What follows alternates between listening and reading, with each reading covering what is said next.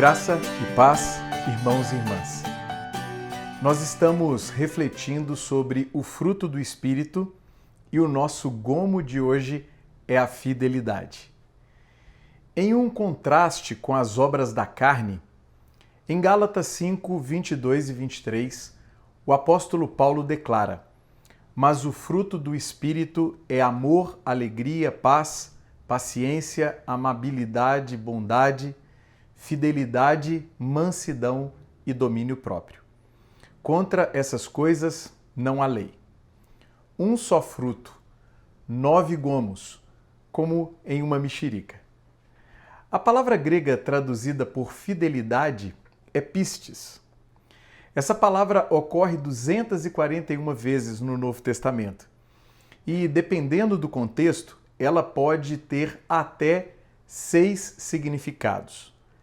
Fé ou confiança em algo ou alguém, que é geral. Fé ou confiança na pessoa de Jesus, que é pessoal. Fé ou confiança no conteúdo do Evangelho, que é teológica. Confiança baseada em um compromisso incondicional. Juramento caracterizado pela confiabilidade. E fidelidade como qualidade de ser fiel, como aqui em Gálatas 5:22. Logo, o gomo fidelidade se refere a ser uma pessoa fiel, leal, confiável. Diante disso, eu gostaria de propor que à medida que nos submetemos ao Espírito Santo, ele nos tornará pessoas mais fiéis. Essa fidelidade se manifestará em pelo menos 2 relacionamentos. O primeiro relacionamento é com o nosso Deus. Ao longo de todo o Antigo Testamento, Deus é reconhecido como fiel. Uma parte do conhecido Cântico de Moisés é um bom exemplo disso. Louvem a grandeza do nosso Deus. Ele é a rocha. As suas obras são perfeitas e todos os seus caminhos são justos. É Deus fiel, que não comete erros. Justo e reto ele é. Deuteronômio 32, 3 e 4. Declarar que Deus é rocha é reconhecer que ele é seguro e imutável, que ele é um refúgio para os seus. Declarar que Deus é fiel é reconhecer que ele é firme e estável, que ele é totalmente infalível. Declarar que Deus é justo e reto é reconhecer que ele é absolutamente equilibrado e honesto. Depois de diversas experiências com esse Deus, é assim que Moisés o reconhece. Deus é fiel, leal e confiável.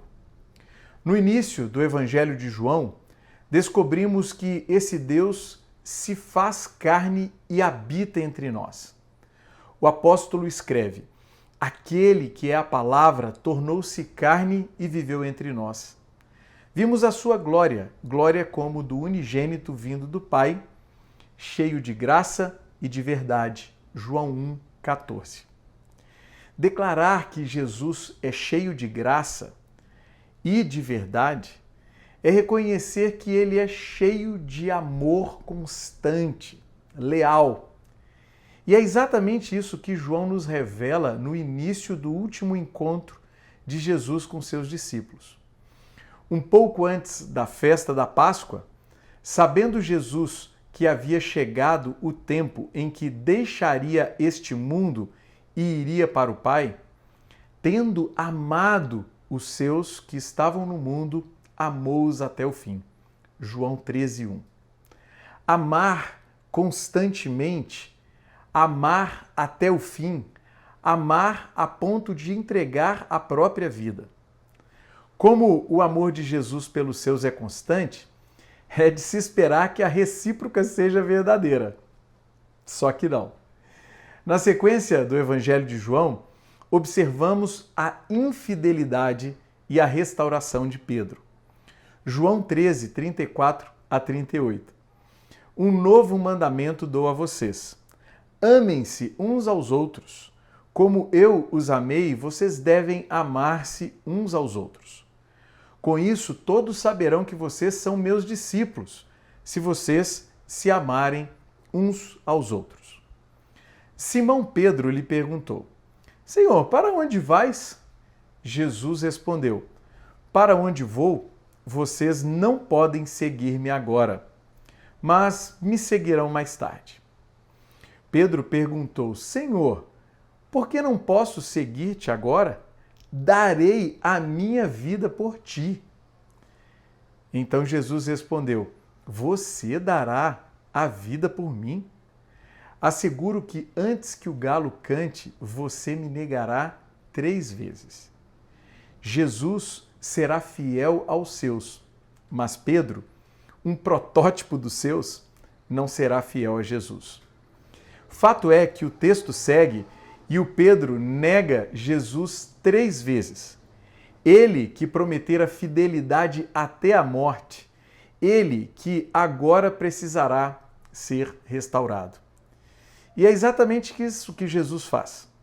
Apesar da infidelidade de Pedro, ele permanece fiel e o restaura, com graça e verdade.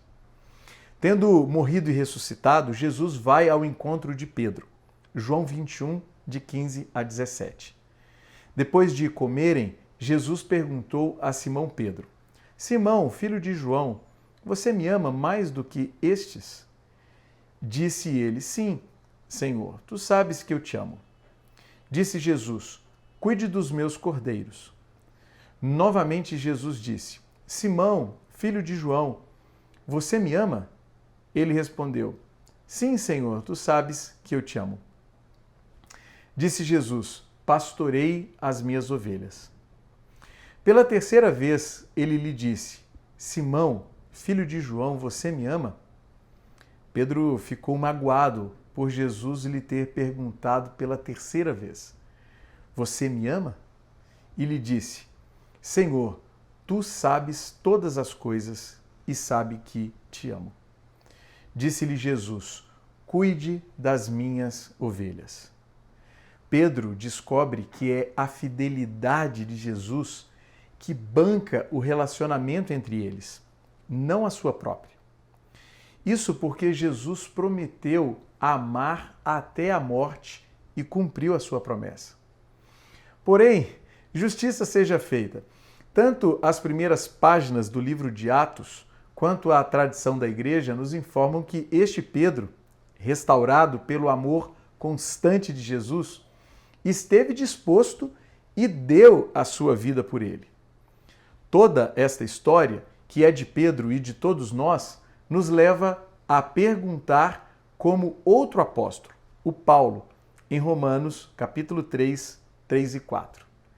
A sua infidelidade anulará a fidelidade de Deus?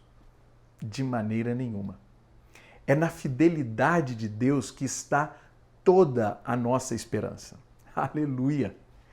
E aqui surge uma pergunta: estaríamos nós fadados à infidelidade? A resposta é: de maneira nenhuma. Lembra do Pedro restaurado? Isso porque o Espírito Santo quer nos levar a frutificar fidelidade. E enquanto eu me perguntava pelo como frutificar fidelidade a Deus, 3 textos encheram meu coração. No primeiro, Jesus diz: Quem tem os meus mandamentos e lhes obedece, esse é o que me ama. Aquele que me ama será amado por meu Pai, e eu também o amarei e me revelarei a ele. João 14, 21. No segundo, Jesus também afirma: Agora que vocês sabem essas coisas, felizes serão se as praticarem. João 13, 17. E no terceiro, Jesus ordena: Busquem, pois, em primeiro lugar o reino de Deus e a sua justiça, e todas essas coisas serão acrescentadas a vocês. Mateus 6, 33. Ou seja, seremos fiéis a Deus quando, no poder do Espírito Santo, imitarmos a Jesus na vida. O segundo relacionamento é com o nosso próximo. A fidelidade se manifesta nos relacionamentos que são marcados, caracterizados pela verdade. É por isso que no Sermão do Monte, Jesus diz: vocês também ouviram o que foi dito aos seus antepassados.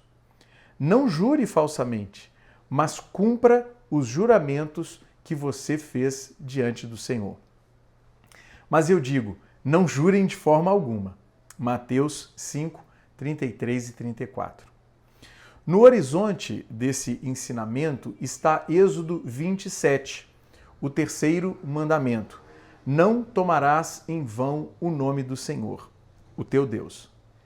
Estão também os textos da lei que proíbem o juramento falso, como, por exemplo, Levítico 19, 12. Não jurem falsamente pelo meu nome, profanando assim o nome do seu Deus.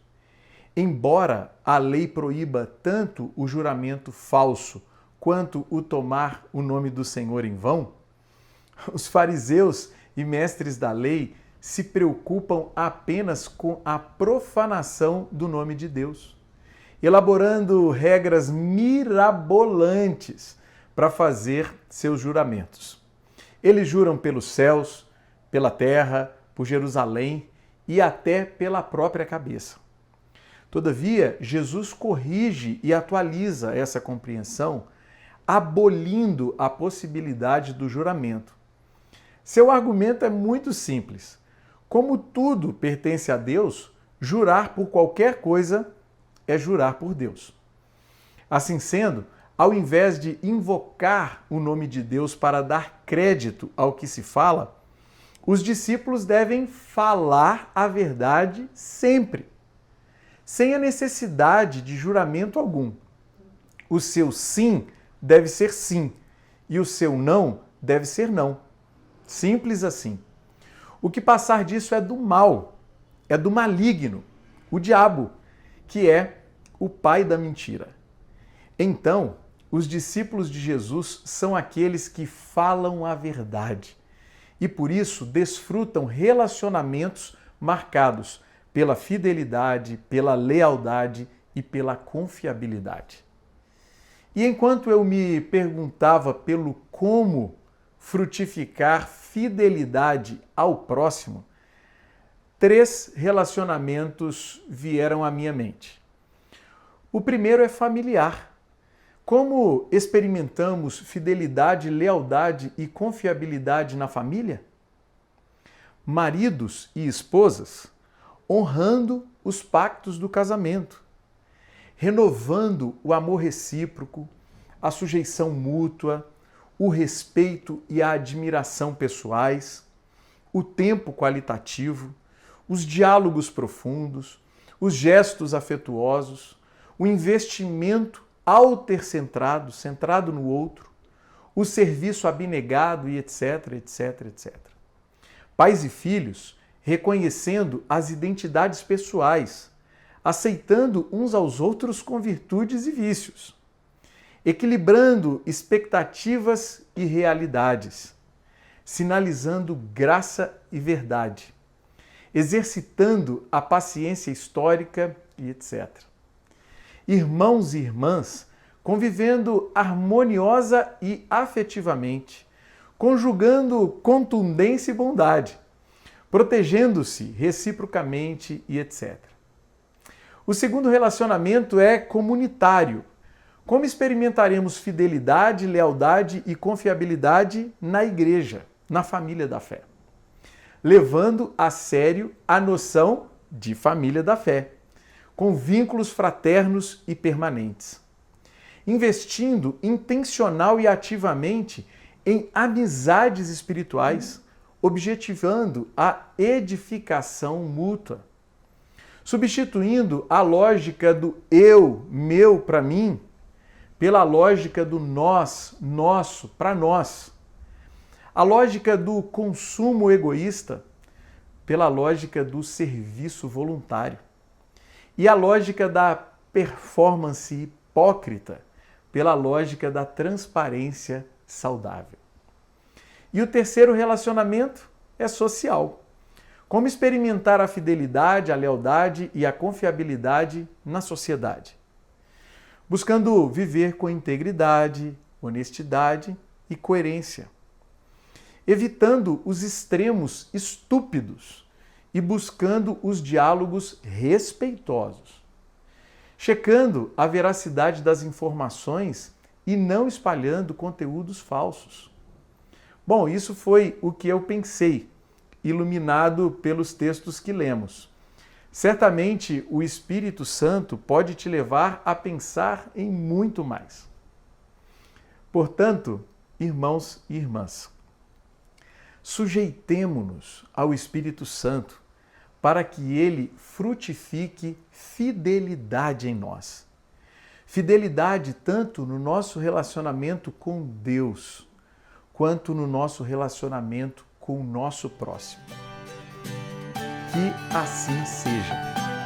Um grande abraço para você.